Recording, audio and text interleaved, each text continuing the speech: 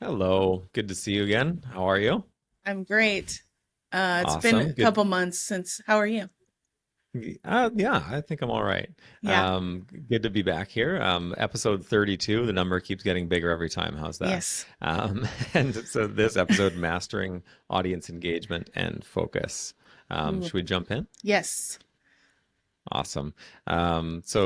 Typical style, want to break this into three different parts. So planning, day of, and review.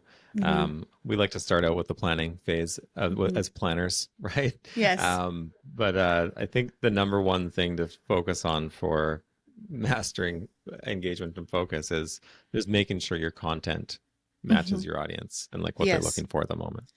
Yeah. I will talk a little bit about Event Prof's Vision, which is an event happening at the end of August. If you're listening to this after that, they basically are doing a virtual event in two different time zones, but they ask the audience whether they actually have already planned their agenda or this is a tactic to get people interested. They asked people, what do you want this event to be about? This was like a couple weeks ago. Nice. So less than a month, and they're planning the content still. Does that get people engaged? Does it get people excited? Yeah. Well, I mean, things are happening so quickly, like it's hard to say, okay, in 6 months from prior, we're going to talk about this, right? So I think listening Yeah. and being plugged into your community is super important and can help you guide your content. I, I love that idea. I don't Hmm. know how does that work out for the speakers though. Like if they maybe just get dynamic speakers that can just kind of switch to any topic when needed.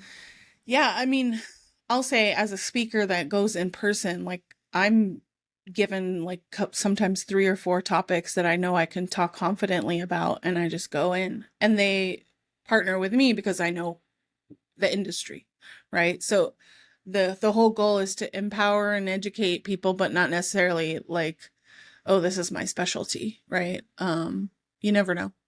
Never know how that'll turn out. I guess it depends on the style of event and all of that, but I like the fluidity of that style, and I think it does bring in more engagement with the audience. Just 2-3 weeks out from the actual event.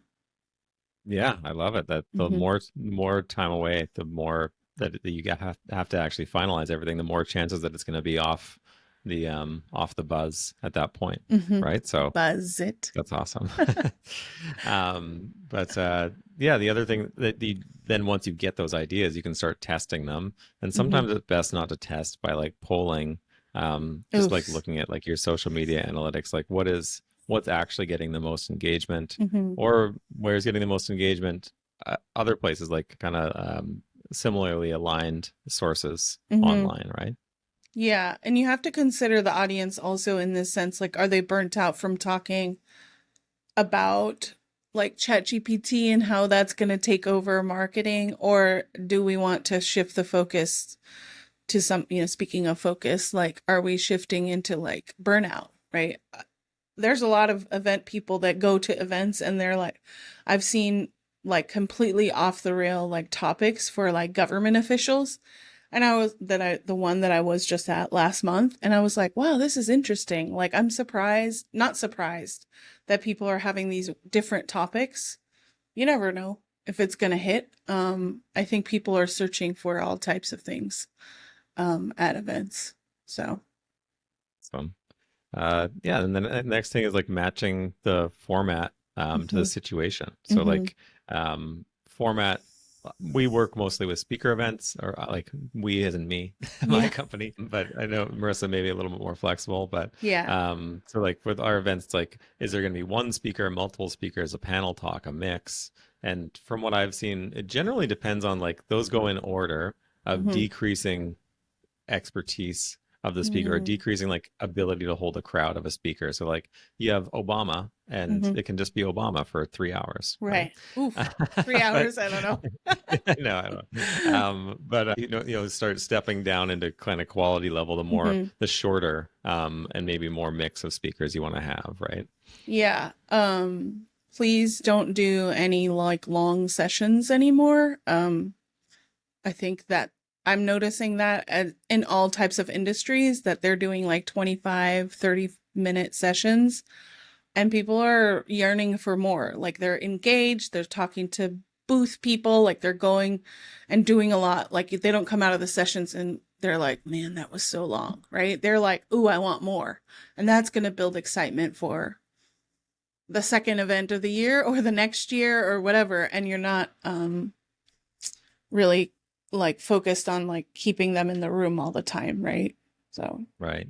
So why do you, just to play devil's advocate there, mhm. why do you think some podcasts um, can be like 3.5 hours long and be so successful at the same time? How is that different from like listening to a speaker at an event? Why do you want the speaker sessions to be short, Mhm. but so many podcasts, for example, do well when they're so long? Yeah, I think it depends on what, I mean, this is such a interesting topic because I think when you're a producer, like that's always the question, like how long is it? And I know we've committed to shorter episodes because we want to give the tactics and the strategy like pretty quickly, right? We're not having a conversation about our vacations, right? Which elicit more like conversation and curiosity. And I've listened to like hour and a half podcasts while I'm driving, but it's because it's a conversation and it's a follow up to the real event. Does that make sense? So like it's a soccer podcast or like a reality TV podcast, right? And like it's having a conversation after the fact of what you watched for like 90 minutes or like 45 minutes. Now let me get some more. Let me get some more history behind. Let's get some follow up. So I think those work with people that have already built an audience. And that model can be used for conferences that have been around for a long time, I think. Yeah. Um, I'd say the other thing, like just like I just wanted to throw that in there just because a lot of people would think of it, but yeah, with a podcast, like I can do the podcast while I'm mowing the lawn or yeah, doing grocery shopping. right, Right? right. Whereas at the event, like to actually sit there for Hmm. 3.5 hours would be a little crazy, Yeah, right? You obviously have to get up and go to the washroom at some point or get some food. hmm. And you got to do that while you're mowing the lawn too, but you can Yeah, still have your earpods in, right? exactly. Yeah. Yeah, I think it is format and situation. I think everyone's just so defaulted, and we've said this a million times, to like an hour format. Like each session is an hour. Well, it's, gone are the days or hour-long sessions, or like not enough breaks. So, There. Yeah, I think shorter would definitely be better. And if you are doing longer, then you have to add in more, just more stuff. Like it could be mm-hmm, like audience response, like doing polling, Q&A, mm-hmm, et cetera, voting. And just make sure that you give those people everything that they want to know, because everybody, unless you're taking away phones, which I still think is weird, then if you don't give people the information they want, like speaker bios, et cetera, then people will be looking online, and that's where you might lose people. right. Yeah, I think there's very few speakers that can hold a room if it's a longer session and and we talked about this in the next part in the day of, like hold someone's attention if it's awkwardly quiet, like no one has questions, right? Like how do you have an hour-long session with 15 minutes of Q&A and no one has questions, right? That's the most awkward thing in the world. So can you pivot from that? Like, can you get, Maybe you answered every question as part of the, maybe you were so yeah, good. I mean, maybe, yeah, it's, yeah. And how much prep can you do as a producer or a planner to make sure that this person knows how to talk for, an hour? Like I was in a keynote and I was like, all right, this interactivity thing was like too long. Like her whole speech, her whole session was like an hour and a half. I was like, this is too much for a keynote. I'm not here. Like I want to go somewhere else. Because after Yeah. like doing the interactivity for like three different iterations, you're like, I got the point. Now let me go Yeah. put it into action. Yeah. Right. That just gave me a random idea I want to throw in the middle Hmm. here. This is one of the benefits of maybe having a hybrid event. Yeah. right? Um, your in-person audience, if something you plan something to be way too long, everybody's getting bored. They're going to be sitting there pretending they're not bored, Yeah. right? Mm-hmm. But your a hybrid remote audience, they're just going to be gone because they don't have the awkward social pressure of just sitting there just to be polite. Mm-hmm. And so if you're live streaming and you see that the live streamers are leaving, it's probably a pretty good indication that Right. maybe your in-person audience is bored too, and you should probably switch something up, right? Right. Well, and could you, speaking of hybrid, I just read something from the International Academy of Science, I believe. They talked about how hybrid is beneficial, but all the barriers of having a hybrid session, and the most important, when we've talked about this, the virtual event episode, is the internet speed, right? And they think, oh, let's have this Hmm. hybrid event, let's join. But imagine like having a really good dynamic speaker and the feed is slow and like Yeah. not good. So how can you integrate this really dynamic speaker but also have a hybrid session? Like could you have a Q&A after, where like, like the next day or like beforehand, right? Where that person can bring in questions that have already been asked virtually day 1 or day 0, and then they speak day 1, and then day 2 it's like a one-on-one session with the people in person or something like that. And I think people need to reimagine what hybrid is. It's not just the same day, time, and place. It's more so hybrid elements. Does that make sense? Yeah. Yeah, So absolutely. So yeah, I'm like, you're clear. You're clear. yeah. But anyways, Um, there's definitely reports out that hybrid is still beneficial for accessibility, but not always how we've done it before, where it's just let's live stream the same stream. yeah, I still don't think it hasn't been perfected yet. No. Nobody's, yeah, like, yeah, the a friend of mine, I can't remember his name right now. It's part of the Institute of Virtual. Is saying like the book hasn't really been written yet, right? Yeah. We don't really know the rules. Yeah. And a great dynamic speaker in person cannot engage a virtual audience at all because they're feeding off the energy in the room. They can't really hear or see or get the energy from someone watching, So, anyways, I think we went on a Uh, tangent there. Or I That's did. good. That's what it's all about, tangents. Yeah. And you're out of focus. I I don't know why, know. but Gotta fix it. in the episode about focus, your camera is out of focus. That's funny. Um, so moving on to the next section while you fix that. So day of being ready for anything, like being out of focus. Yeah. So one of the best things that I've seen just being ready for anything is just having a great MC or Yeah. sometimes two MCs just to have in case they're sick or something Mm-hmm. happens. But one of my kind of mentors, Paul Broussard, was good at this. Like things can completely fail. Like the building could be on fire, and he'd just be Yeah. like have some story to tell that keeps everyone engaged. Like, don't mind the firefighters in the background. Let me tell you a story about a fire. Right. And just like it's pretty amazing what can be done when you have the right host. Yes. Yeah. I've seen both good and bad. Someone who has had internet issues when it's virtual, someone who has the gift of gab, who is more of a performer, and they're your MC, whether it's a DJ. Harrison Kramer, who we interviewed as a magician, like why not have a magician MC, right? Like could they have to hold a crowd, right? So I Yeah. think reimagining what MC is, not Marissa Cali, me, right? But like who is that person, and can you have multiples? Do you have someone on your team that can jump in, right? Like someone that is a figure in the organization, that can come up and help out the Got it. vibe. Yeah, and then the other thing is like having just multiple activities planned. So if you just have like one session planned, then it's really tough. Like if anything goes wrong with that one session, then you're toast, Yeah. right? But if you have a lot of different activities planned, it could be having multiple speakers, or it could be just like having different networking sessions or kind of events kind of mixed into the event. Mm-hmm. You can, when something's not working, then you can cut it Mm-hmm. and move on to the next, right? Rearrange. Yeah. I, as a planner, I try to plan for these situations when I'm doing like even my little speaking gigs. I try to think of like me outside as a newbie, right? Like I'm learning this info, like how can I learn? What ways can I learn? And there's many different tactics to doing that.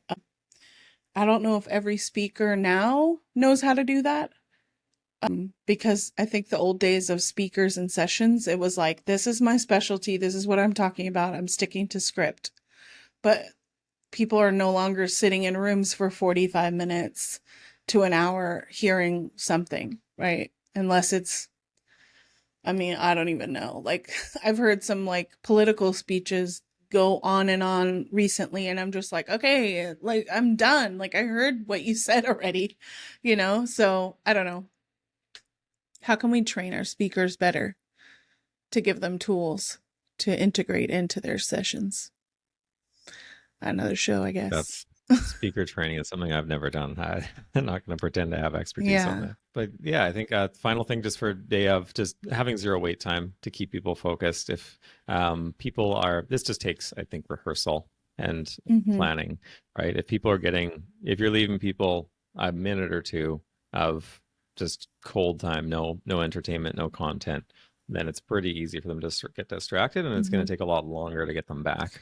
So do you say if you're planning an event and you got to start at 11:30, would you start at 11:30 at your session regardless if the room is filling up or not?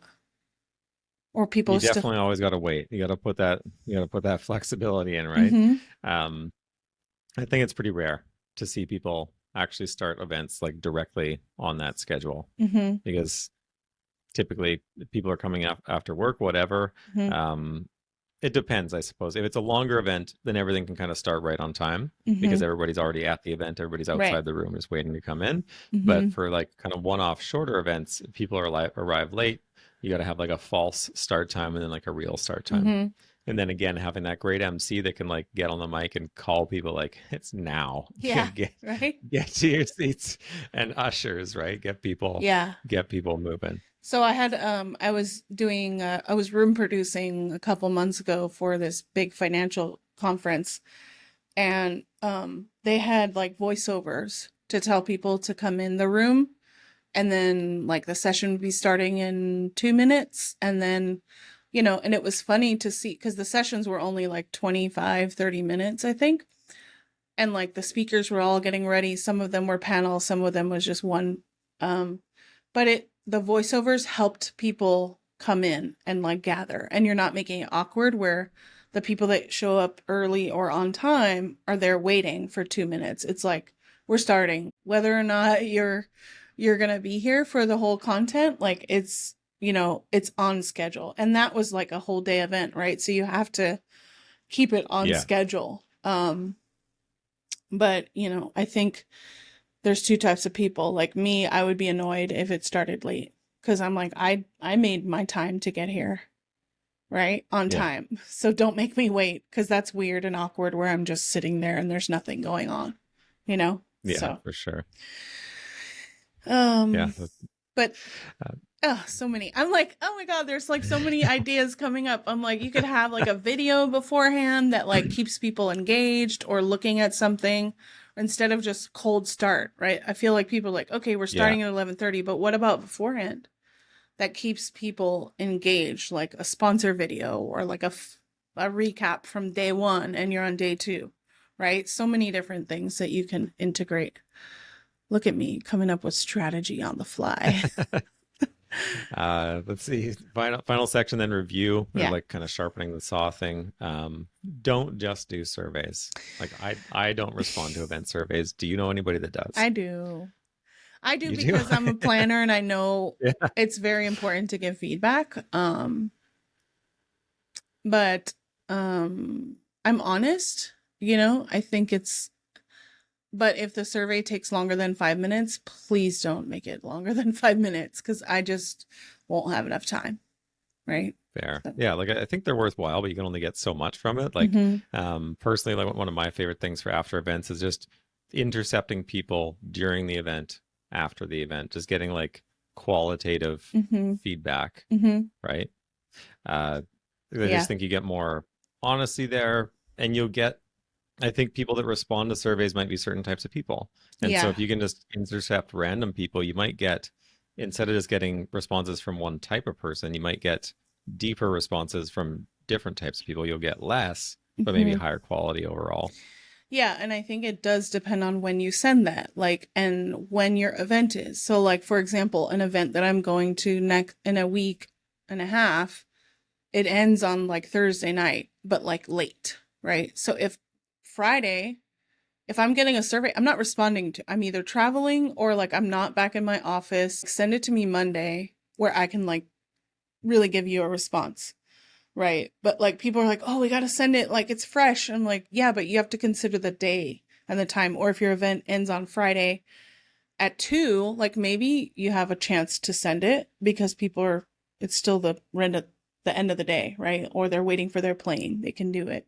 I don't know. It's just Yeah. so many different, but that's just me. That's me as an attendee, right? But like, what if you don't send it at all or 2 weeks later? Yeah. Yeah. And then the other thing I'd say put a lot of effort into the follow-up with those. Like not everybody's Mm-hmm. gonna respond on the first email. Yeah. Um, and if they've really got value from the event, then they're not gonna mind a couple of emails. I Mm-hmm. think it really is worth it. Like the more you can learn about the people that came Mm-hmm. last year, that's like your absolute best source of data for the next year. Yeah, and I think reimagining what that looks like, I think a lot of people are very afraid to like do something differently, like, oh, we have to have a survey. Well, what if you talk to 20 people at the event and say, hey, like, would you be willing to like get on a video call and like we record you and ask you questions? Like, could that give you more qualitative data for the next time and like actual testimonials? Like, for me, that's like in my in my virtual event brain and producer, I'm like, that's like an event, right? Maybe behind the scenes it's still an event. It has to be produced well, make sure they look good, it's a good video for use later. But people are like, oh, we did a survey, cool, we did our feedback. I'm like, no, you can do so many different things, a podcast Yeah. even, like, Yeah. so yeah, but that's for attendees. What about teams and debriefs? Like, how do you Yeah. think you I should get? think definitely worth doing a team debrief like as soon as possible Mm-hmm. while everything is fresh and just getting all the ideas just logged, get them on the board because Mm-hmm. things fade pretty Yeah. fast. People move on to the next event, people get busy. And if you can at least get it all written down and like Mm-hmm. ask like what was good and like what could go better, Yeah. right? And getting as much as possible, then by the time you begin planning for the next year, then you're going to have that Mm-hmm. that knowledge base for yourself.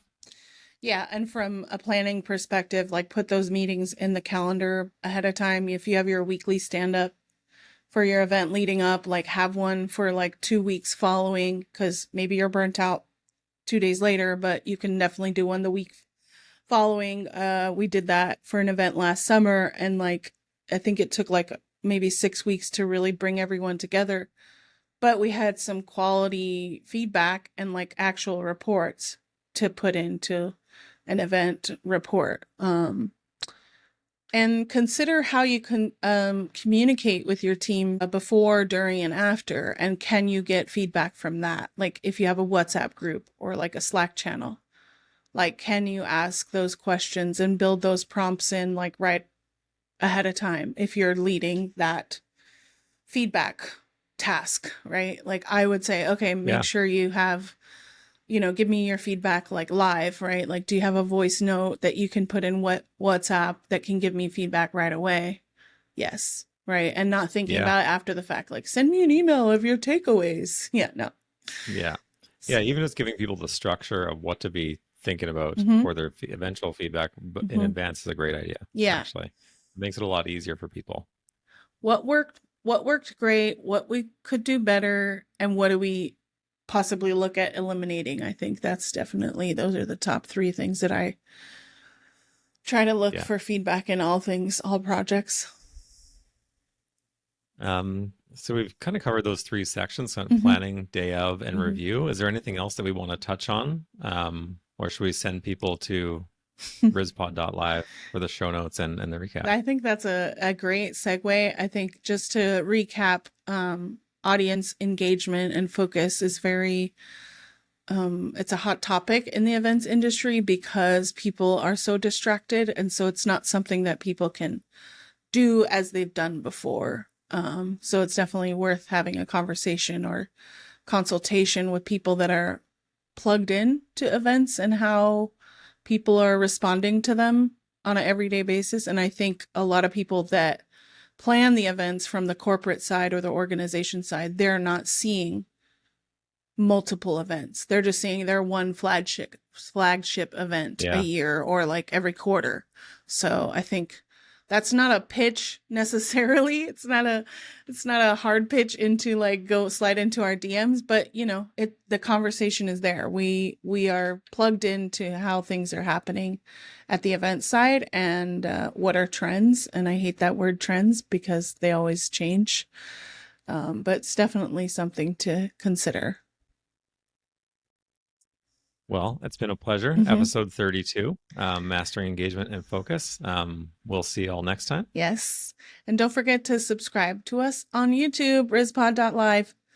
Thank you for listening. And Spotify. And Spotify. Yeah, Spotify is like There you go. the number one platform. There you go. Awesome. Okay. Goodbye, everybody. Bye. All right, I want to like end that differently.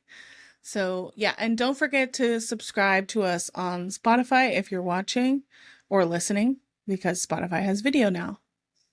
So, thank you for watching or listening. Bye. Bye.